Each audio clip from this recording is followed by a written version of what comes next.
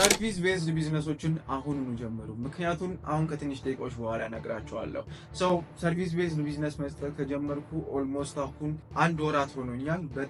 በጣም ብዙ ነገሮች ነው ያውቁ። እኔ የሶሻል ሚዲያ ማርኬቲንግ ሰርቪስ ነው የምሰጠው።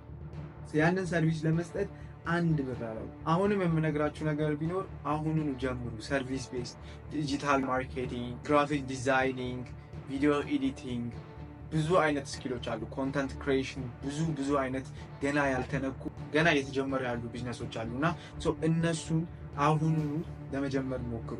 ለማታውቁኝ ፍራኦል እባላለሁ። እንደዚህ አይነት ጠቃሚ ኮንተንት የሚመቻችሁ ከሆነ ሰብስክራይብ አድርጉ።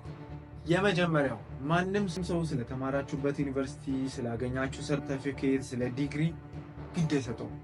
ኖ ዋን ሰርቪስ ቤዝድ የሆነ ስትሰጡ ለምሳሌ ራይድ ሰርቪስ ቤዝድ የሆነ ሰርቪስ ነው የሚሰጡት። ራይድ ሰው ማንም ሰው መጥቶ ራይድን ይጠራል። ከዛ በኋላ ማንም ሰው ላይሰንስን አይጠይቅም። እስቲ መንጃ ፍቃድ ተምረሃል? እስቲ የትኛውን የተማርክ? ማንም አይለውም። መድረስ ነው የሚፈልገው።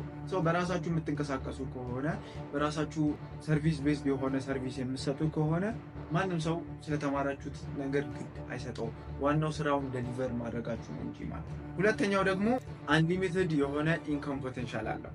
ማለት ተቀጥራችሁ ስትሰሩ በወር የተቆረጠላችሁ የሆነ ገንዘብ ይኖራል። ራይት ሰርቪስ ቤዝድ ግን የሆነ ስትሰጡ ምንድነው አንሊሚትድ የሆነ ኢንካም ነው የምታገኙት። ለምሳሌ ሶሻል ሚዲያ ማኔጅመንት ብሰራ ሶሻል ሚዲያ ማኔጅመንት አንድ ድርጅት ልጅ ያናገራለሁ፣ እስራላችሁ እላለሁ፣ እነሱ ጋር እሰራለሁ። ከዛ በኋላ ሌላ ሰው እደውላለሁ፣ እሰራላችሁ እላለሁ። አሁንም አገኘሁ 2 ሌላ 3 ፍሪላንሲንግ 4 ፓርት ታይም ላይክ ሰርቪስ ቤዝድ የሆነ ሲሰሩ ሁሉ ጊዜ ኢንካም ፖቴንሻል አላችሁ ማለት ነው። ከዚህም ታገኛላችሁ፣ ከዛም ታገኛላችሁ፣ ከፓርት ታይም ትሰራላችሁ። ራሳችሁ ቻሉ እንጂ ያንን ስራ የመስራት አቅሙ ይኖራችሁ እንጂ የፈለጋችሁትን ያክል ስራ ሃንድል ማድረግ ትችላላችሁ። የፈለጋችሁትን ያክል ገንዘብ መጥራት ትችላላችሁ ማለት ነው። ሶስተኛው ፍሪደም እና ፍሌክሲቢሊቲ ነው። ይሄ ሜቢ ሁሉም ጋር ላይሰራ ይችላል። ምክንያቱም ሰርቪስ ቤዝድ የሚሰጡ ሆነው ፉልታይም የሚሰሩ ሊኖሩ ይችላሉ። ግን ፍሌክሲቢሊቲ ይኖራቸዋል። እኔ የሚጠበቅብኝ ስራ አለ። ያንን ስራ ከጨረስኩ አላስ ግን ስራው አሁንም ይቀጥላል። ስራው አሁንም ይሄዳል። ራይት ሶ በስኬጁል እናደርጋለን። በስኬጁሉ መሰረት እንመራለን። በቃ ያንን ስራችን ከጨረስን ቺል ነው የምናደርገው ማለት ነው።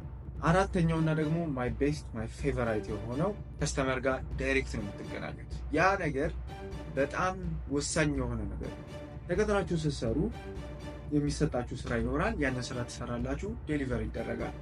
ስራው ማንጋይ ድረስ ማነው ስራውን እያሰራ ያለው ምንም የምታውቁት ታሪክ የለም። የሚያውቁት ዋናዎቹ ናቸው። እዚህኛው ላይ ግን ለመጀመሪያ ሲሆን ራሳችሁ ናችሁ ሂዳችሁ ከስተመሮች የምታገኙት። ሴልስ እናንተ ናችሁ፣ ሁሉም ነገር እናንተ ናችሁ። ሰው ያ ነገር ራሳችሁን ሁል ጊዜ በቃ ራሳችሁ ላይ ኮንፊደንስ እንዲኖራችሁ እኔ ከዚህ በላይ እችላለሁ፣ እኔ ከዚህ በላይ መናገር እችላለሁ፣ እኔ ከዚህ በላይ ብዙ ሰዎችን ሃንድል ማድረግ እችላለሁ፣ ብዙ ስራዎችን መያዝ እችላለሁ። በዛም ልክ ደግሞ ኮኔክሽን ይፈጥርላችኋል። ራይት ሶ ያ በጣም ቤስት የሆኑ ኦፖርቹኒቲዎችን ይፈጥረውልኛል ለእኔ ማለት ነው። ሰው ከብዙ ሰዎች ጋር ትገናኛላችሁ።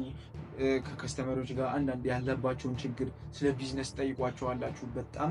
በጣም ብዙ ዓመት የቆዩ ቢዝነስ ማኖችን ታገኛላችሁ እና ዛት ኢዝ ማይ ቤስት እና ማይ ፌቨራይት። አምስተኛው ነገሮችን በፍጥነት መማር እና ዓለም ላይ እየሰራ ያለውን ክህሎት ነው የምትማሩት። ቀን በቀን አዳዲስ ነገሮች ይፈጠራሉ። ይሄን ነገር አወቅኩ ስል ነገ የማላውቃቸው ብዙ ነገሮች ይፈጠራሉ። እነሱን ካላወቅኩ አክቹሊ ያንን ቢዝነስ ማካሄድ አልችልም። ሁልጊዜ ራሴን አስተምራለሁ። ሁልጊዜ ቻትጂፒቲ ላይ፣ ሁልጊዜ መጽሐፍ ሳገላብጥ ነው የምታገኘው፣ ኦር ዩቲዩብ ቪዲዮዎችን ሳይ፣ ቱቶሪያሎችን ሳይ። ምክንያቱም ሁልጊዜ ማላውቃቸው ነገሮች ይፈጠራሉ ማለት ነው። ከሰዎች ጋር የምትገናኙ ከሆነ ከሰዎች ጋር በጣም ብዙ ኔትወርክ የምታደርጉ ከሆነ በጣም ብዙ ማታውቋቸው ነገሮች እንዳሉ ይገባቸዋል ማለት ነው። ሁልጊዜ ራሳችሁን የምታስተምሩ ይሆናል። እነዚህ ሰርቪስ ቤዝድ ቢዝነስ ላይ ስገቡ የሚያጋጥሟችሁ እነዚህ 5 ነገሮች ነው ዛሬ የነገርኳችሁ። አክቹሊ አሁንም ቢሆን ጀምሩ። ዩ ሃቭ አ ፖቴንሻል። ቢዝነስን ለመጀመር የሆነ ነገር እስኪመቻችልኝ፣ እስኪ በዚህ ነገር እስኪሄድ፣ በዚህ ነገር እስኪመጣ ድረስ አትበሉ። ጀስት ስታርት። አይ ሆፕ ቪዲዮ እንደጠቀማችሁ ተስፋ አደርጋለሁ። ኔክስት ቪዲዮ እስከምንገናኝ ድረስ ቻው።